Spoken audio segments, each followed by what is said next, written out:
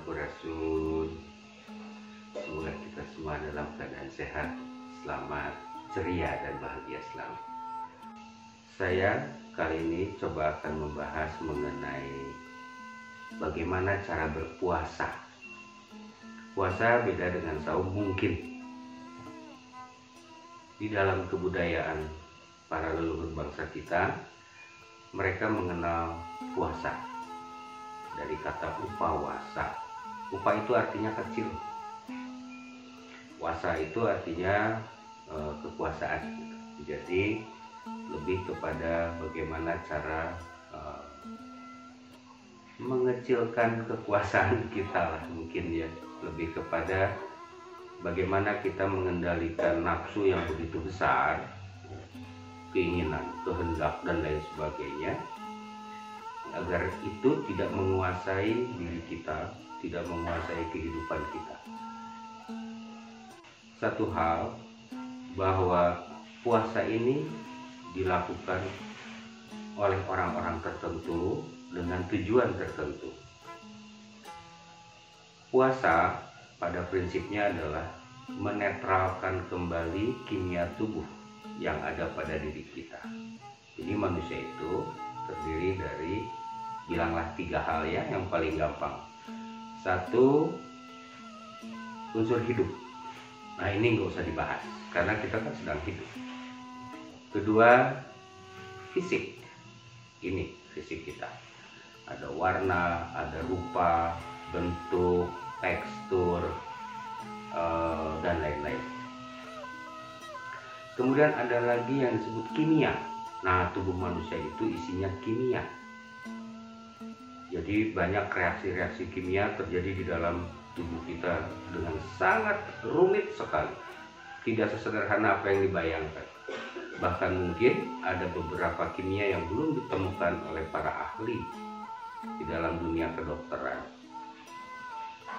Nah, puasa yang dimaksud oleh para leluhur kita adalah menetralkan kembali pola-pola unsur kimia tertentu agar dia terurai.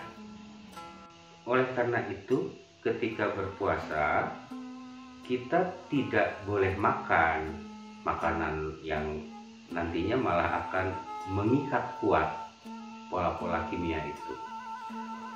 Tapi yang diperbolehkan hanya minum.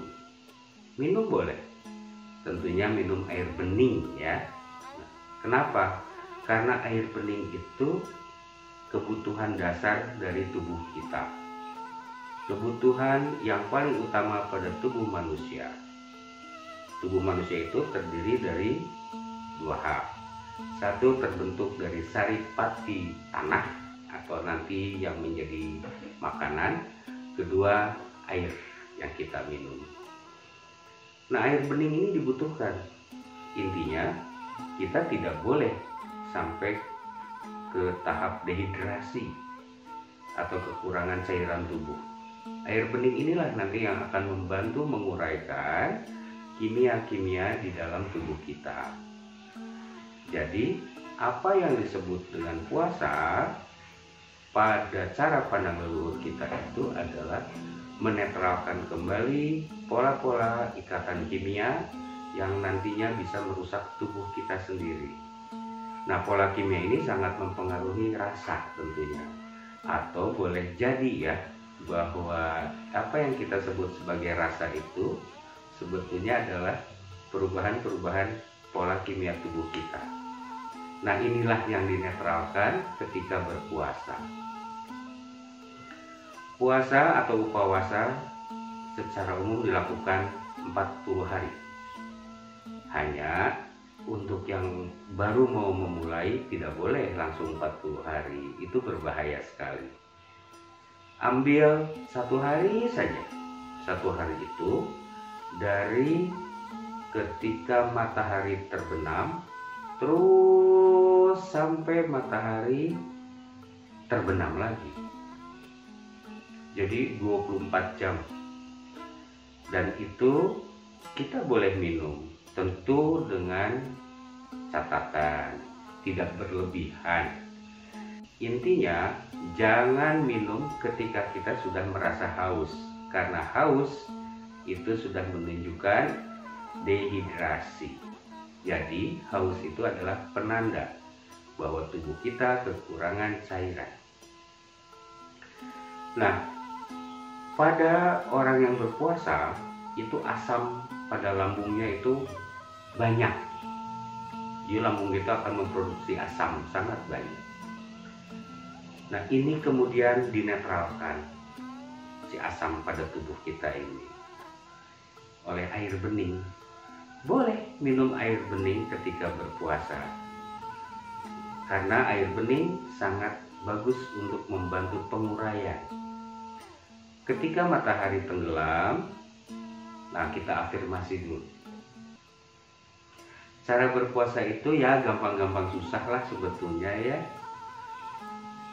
Ketika matahari tenggelam, kita mulai. Tentu dia awali dengan niat. Ya, katakan supaya yang keluar dari mulut kita masuk ke telinga, terdengar. Kenapa dibutuhkan demikian? Agar otak kita mengikuti program yang disampaikan oleh mulut kita. Apa yang kita ucapkan adalah apa yang kita pikirkan, dan apa yang kita pikirkan adalah apa yang kita rasakan. Nah, katakan atau sering disebut sebagai afirmasi, istilah kerennya. Nah, ucapkan itu bahwa saya berpuasa ini. Terserah, bebas kok, boleh.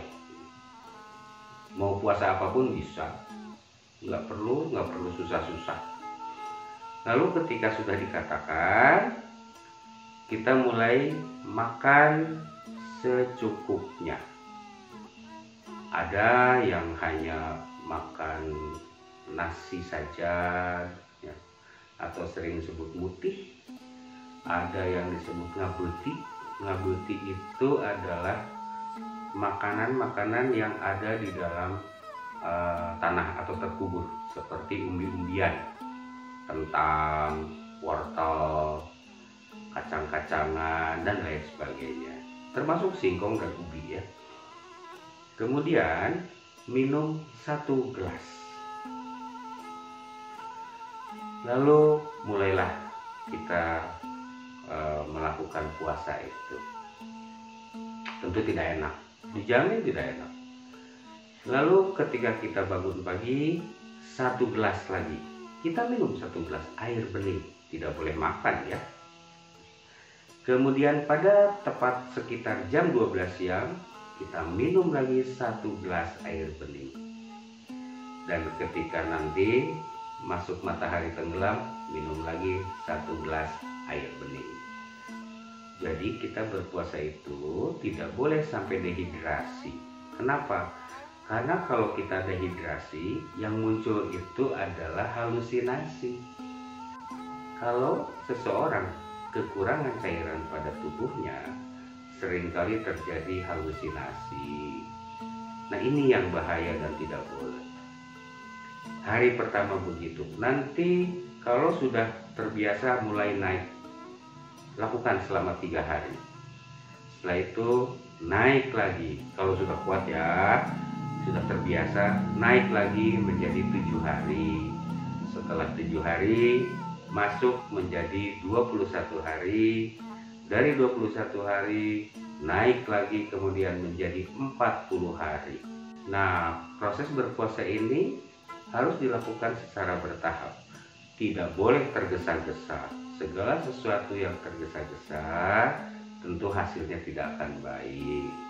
Jadi misalnya minggu ini saya coba 1 hari puasa.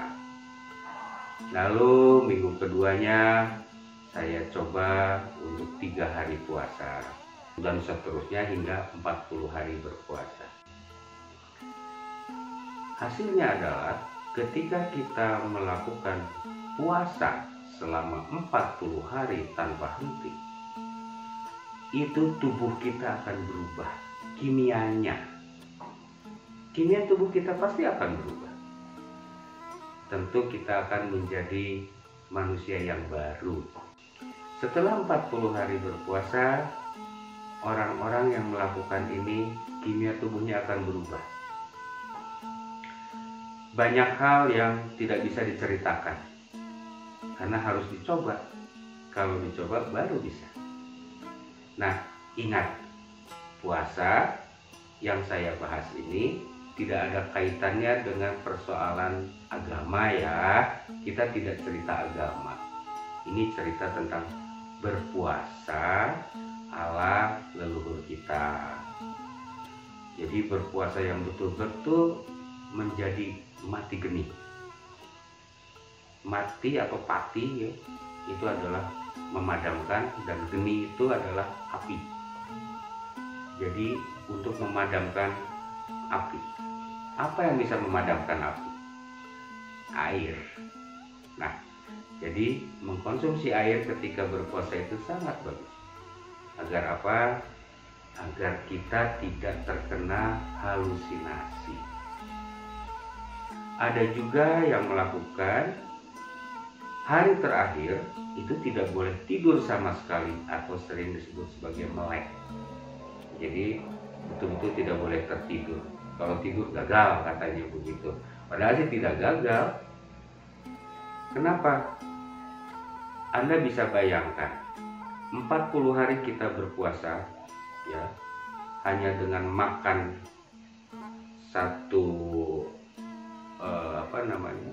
lebih kurang satu kepala. Nanti kemudian melek. Anda bisa bayangkan hasilnya adalah munculnya gambar-gambar atau visual-visual yang ya tidak bisa diceritakan, yang aneh-aneh. Apakah ini sebuah halusinasi atau gambaran-gambaran imajiner, atau sebuah kenyataan? Tapi yang jelas, ketika tubuh manusia berubah secara ikatan pola kimia tubuhnya, dia pun akan berubah perilaku, cara berpikir, dan yang pasti adalah rasa. Itu tentang puasa. Lalu pada puasa betul ada yang disebut dengan mudik.